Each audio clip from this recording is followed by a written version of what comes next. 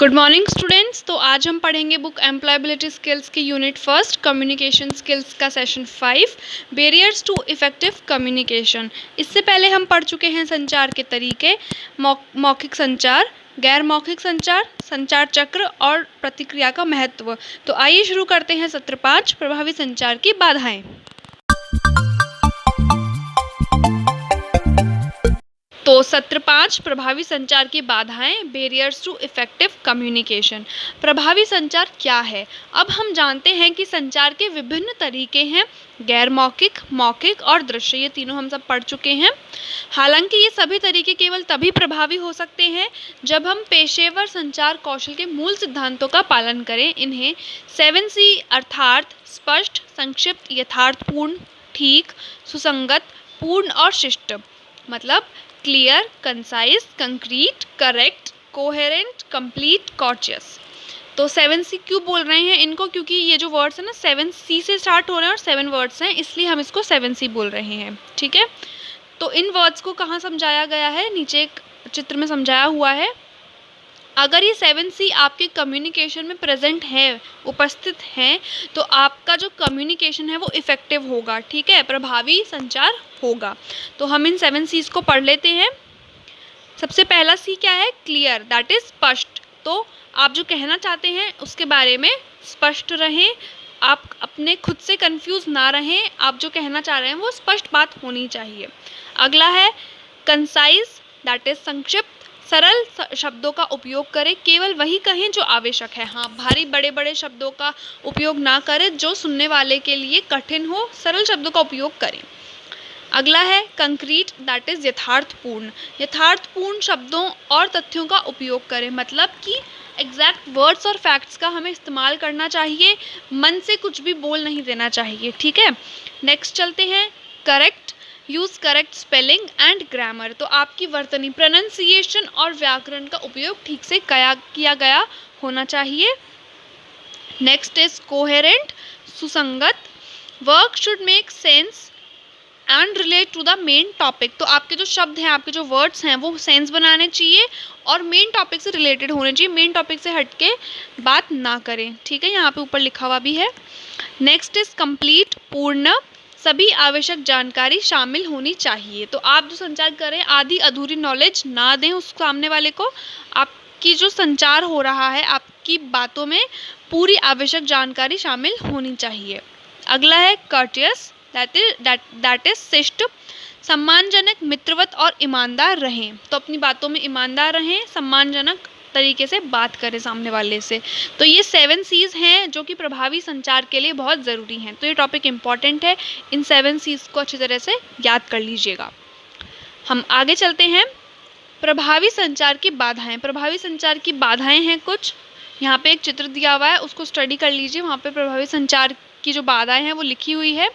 हम इनको 1 by 1 पढ़ते चलते हैं। तो पहला क्या है हमारे पास? Physical barriers. भौतिक बाधा पर्यावरणीय और प्राकृतिक स्थिति है जो प्रेषक से प्राप्तकर्ता तक संदेश भेजने में संचार में बाधा के रूप में कार्य करती है। हाव भाव, मुद्रा और सामान्य शरीर की भाषा देखने में सक्षम नहीं होने के कारण संचार कम प्रभावी हो सकता है। उदाहरण के लिए टेक्स्ट संदेश अक्सर आमने सामने संचार की तुलना में कम प्रभावी होते हैं। जब हम किसी से बात करते हैं और वो इंसान हमारे सामने होता है तो हमारे शरीर के हाव भाव से उसे पता लगता है कि हमारी बात में कितनी सच्चाई है, हमारा कहने का क्या हाव भाव है, इससे उसको अच्छी तरह से समझ में भी आता है। तो अगर हम किसी से टेक्स्ट मैसेज पे बात कर रहे हैं तो हमारे शरीर के हाव भाव, हमारी बॉडी लैंग्वेज, जेस्चर्स उसको नहीं दिख पाते हैं। तो ये क्या होता है? एक बाधा क्रिएट करता है प्रभावी संचार के लिए। समझ में आया? आगे चलते हैं। भाषा संबंधी बाधाएं। भाषा का उपयोग करने में, संचार करने में असमर्थता को संचार के लिए भाषा बाधा के रूप में जाना जाता है। तो भाषा सबसे आम बात है संचार में बाधक बनने के लिए।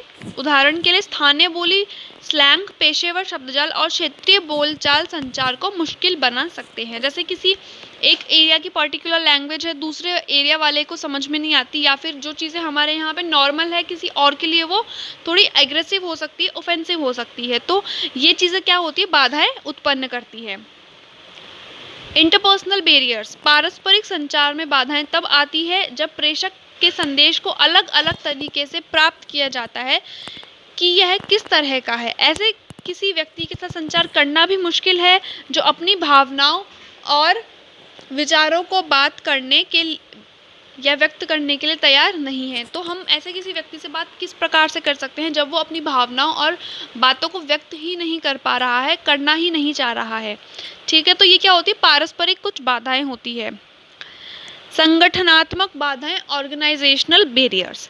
संगठनात्मक बाधाएं कैसी होती है, जैसे कि एक संगठन होता है, कितने 50 लोगों का 100 लोगों का एक संगठन होता है, हर व्यक्ति का उसके अंदर अलग अलग मत होता है, तो उन मतों को एक साथ लेके चलना, वहाँ पे प्रभावी संचार करना, ये एक बाधा उत्पन्न करती है।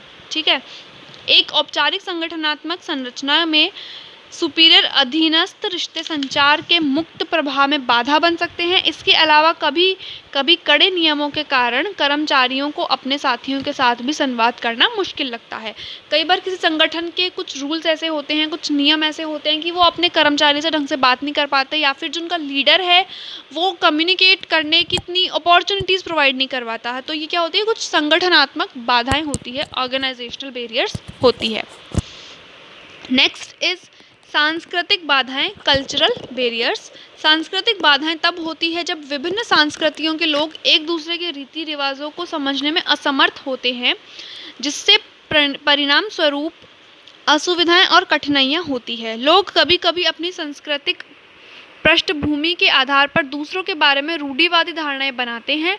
इससे राय में अंतर होता है और यह प्रभावी संचार के लिए एक बड़ा अवरोधक हो सकता है। तो सांस्कृतिक भाषाएं, जैसे हमारे यहाँ की संस्कृति कुछ और है, किसी और जगह की संस्कृति, कल्चर्स कुछ और होते हैं, तो वहाँ के कल्चर्स को लेके हमारे मन में क्या होता है, कभी कभी अरे ये ऐसा क्यों कर रहे हैं, तो कुछ हम गलत सोचने लगते हैं उनके बारे में, उनकी कल्चर्स को देखते हुए। तो ये गलत होता है, अपनी धारणा ना बनाएं इस प्रकार की। तो ये क्या होता है, सांस्कृतिक बाधाएं होती है कुछ। आगे चलते हैं। यद्यपि प्रभावी संचार के लिए कुछ बाधाएं हैं, आप प्रभावी संचार की कुछ सर्वोत्तम प्रथाओं को पालन करके इन बाधाओं को दूर कर सकते हैं जो यहाँ सूचीबद्ध की हुई है। तो यहाँ पे जो हमने बाधाएं पढ़ी है उनको दूर करने के लिए यहाँ पे उपाय भी दिए हुए हैं, तो वो उपाय नीचे लिखे हैं, पढ़ते हैं उनको। प्रभावी संचार के लिए बाधाओं को दूर करने के तरीके। तो पहला तरीका क्या है, सरल भाषा का प्रयोग करें। हमेशा बात करते हुए सरल भाषा का ही हमें प्रयोग करना चाहिए। कुछ मुश्किल शब्द, जैसे बड़े बड़े शब्द होते हैं, कठिन शब्द होते हैं, उनका इस्तेमाल हमें नहीं करना चाहिए। क्या पता हमारे श्रोता को समझ में आए या ना आ पाए। संस्कृति, धर्म या भूगोल पर धारणाएं न बनाएं, चाहे अपनी हो संस्कृति, धर्म या भूगोल, चाहे हमारे सामने सुनने वाले व्यक्ति की हो, श्रोता की हो। हमारे अपनी धर्म, सामने वाले के धर्म, संस्कृति, भूगोल पर कोई अपने मन में विचार या धारणाएं बना के बात ना करें, खुले मन से बात करें। जितना हो सके व्यक्ति से संचार करने की कोशिश करें। बिल्कुल अपने मन में कोई धारणा बना के बैठे ना रहें, जितना हो सके सामने वाले से कम्युनिकेट करें, उससे बात करने की कोशिश करें। ठीक है, आगे चलते हैं। दृश्य संबंधी साधनों का उपयोग करें। बिल्कुल जैसा कि होता है, जो हम सुनते हैं वो कम प्रभावी होता है बजाय जो हम देखते हैं, मतलब कि जो हम देख रहे हैं वो ज़्यादा प्रभावी है बजाय जो हम सुन रहे हैं। तो आप क्या करें, दृश्य संबंधी साधनों का उपयोग ज़्यादा करें ताकि सामने वाले को समझने में आसानी हो। भाषा में अंतर को दूर करने के लिए एक अनुवादक की मदद लें। अगर आपकी भाषा में डिफरेंस है, आप उसकी भाषा नहीं समझते, वो आपकी भाषा नहीं समझ पा रहा है, तो ये अंतर दूर करने के लिए एक अनुवादक, एक ट्रांसलेटर की मदद लें ताकि आप एक दूसरे से अच्छी तरह संचार कर पाएँ। दूसरे की राय का सम्मान करें। बिल्कुल हमेशा अपनी राय को ही मोल ना दें, मत ना रखें हमेशा कि मेरी राय है वो सर्वोपरि है। नहीं, हमें सामने वाले की राय का सम्मान करना चाहिए, उसे समझना चाहिए, सुनना चाहिए। तो अपनी राय का बिल्कुल सर्वोपरि अपनी राय को ना रखें, सामने वाले की राय को भी सम्मान दें। तो ये यहाँ पे कंप्लीट होता है। तो यहाँ पे इम्पॉर्टेंट क्या क्या है, ये जो 7 C's हैं यहाँ पे वो बिल्कुल इम्पॉर्टेंट है, इनको अच्छी तरह से याद कर लीजिएगा।